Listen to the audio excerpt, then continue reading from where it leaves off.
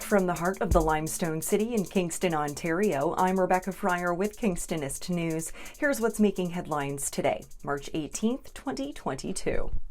A Deseronto man faces multiple charges following a voyeurism incident at a business in Loyalist Township on March 12th. OPP say 24-year-old Brandon Casibo was arrested on March 15th, and a search of his residence has resulted in charges against him of voyeurism and possession of child pornography.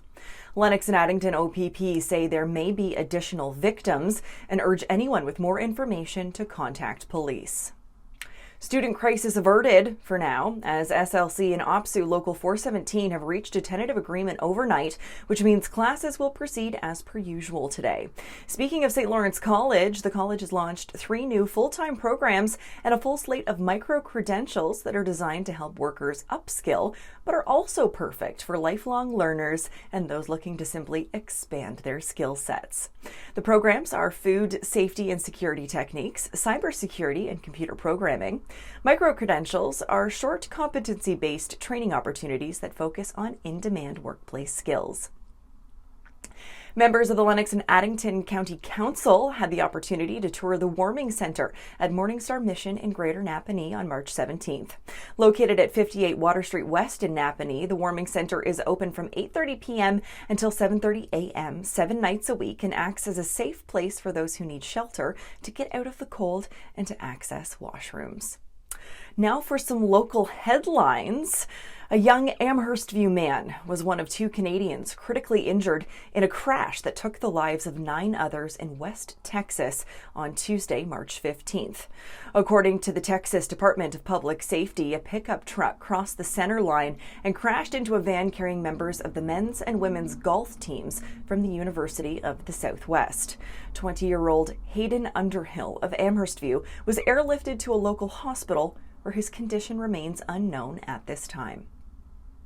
The Repair Cafe is going digital in Kingston. The Kingston Frontenac Public Library and Repair Cafe Kingston are teaming up to offer the new Repair It program that aims to empower everyday people, like you and I, to fix broken household items rather than throwing them in the trash.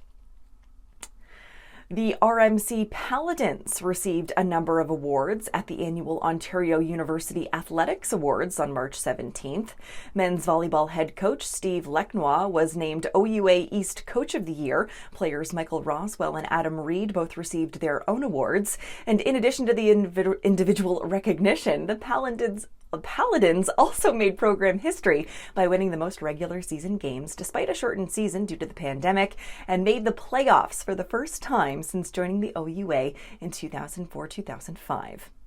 Frontenac County is looking for community engagement on their destination development plan and want to know how you'd increase tourism to the region. A public presentation about the information collection process will take place over Zoom at 1 p.m. on Wednesday, March 23rd. Pre-registration is required. You can do so at the link in our story on our website, kingstonist.com. And lastly, after months of preparation and research, seeking input from key community agencies and groups, building data collection tools, and planning ways to bring people together to share stories and experience, the Kingston Speaks Inclusion Working Group has launched its online survey and is booking focus groups and interviews in and around the Kingston community. The organization is collecting feedback on how Kingston police can increase equity, diversity, inclusion, indigenization, and accessibility throughout their organization through a community survey.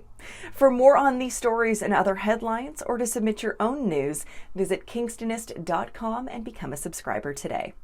I'm Rebecca Fryer. Have a great one, Kingston.